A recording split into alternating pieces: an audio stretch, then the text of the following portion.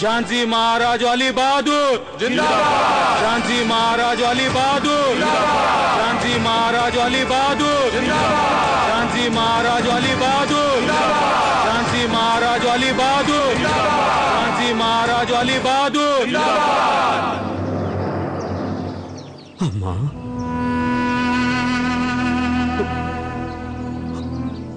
మీ బలిదానం వ్యర్థం కాలేదమ్మా.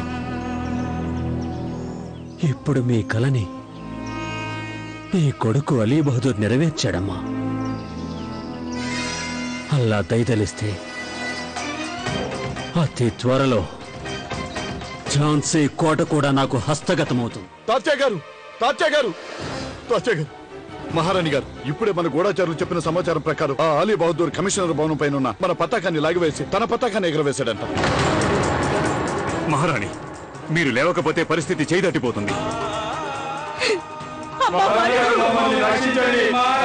ఊరుకుంటే అలీ బహదూర్ ఝాన్సీ మొత్తాన్ని ఆక్రమించేస్తాడు.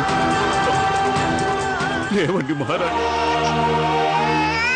లక్ష్మి లక్ష్మి లక్ష్మి లక్ష్మి లక్ష్మి లక్ష్మి లక్ష్మి లక్ష్మి లక్ష్మి లక్ష్మి లక్ష్మి లక్ష్మి లక్ష్మి లక్ష్మి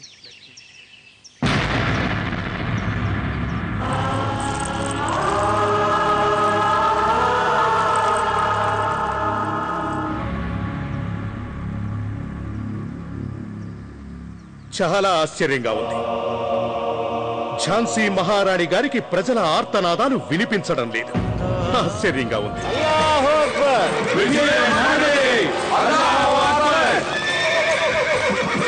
ఇక ఆలోచించకండి లక్ష్మి, వెళ్ళి వాళ్ళని ఆపండి. వెళ్ళి అడ్డుకోండి.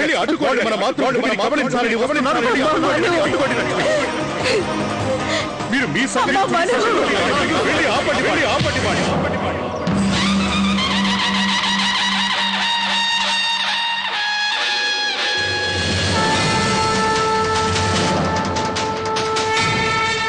వీల్లేదు. దామోదర్ తల్లి బతికున్నంత కాలం ఈ ఝాన్సీ రాజ్యం మీద ఈగ కూడా వాలనివ్వదు.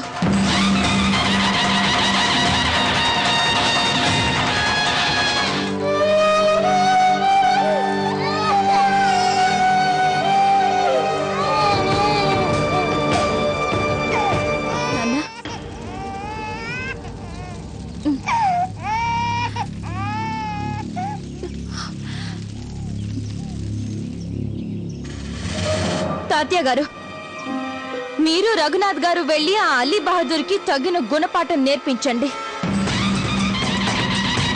హర హర మహాదేవ, హర హర మహాదేవ.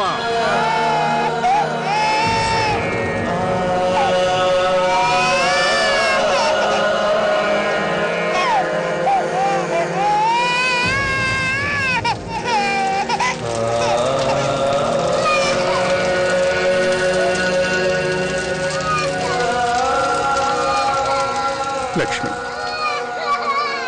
ఇక మేం వెళ్ళవలసిన సమయం ఆసన్నమైంది. మాకు వీడ్కోలు చెప్పండి.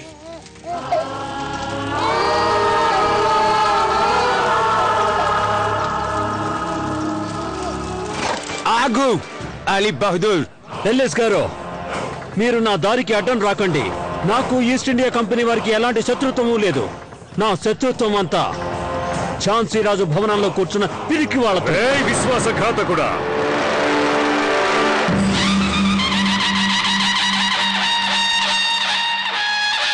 రా నమ్మక ద్రోహి, నీ కత్తికి గల పదును ఏపాటిదో ఇప్పుడే చూద్దాం.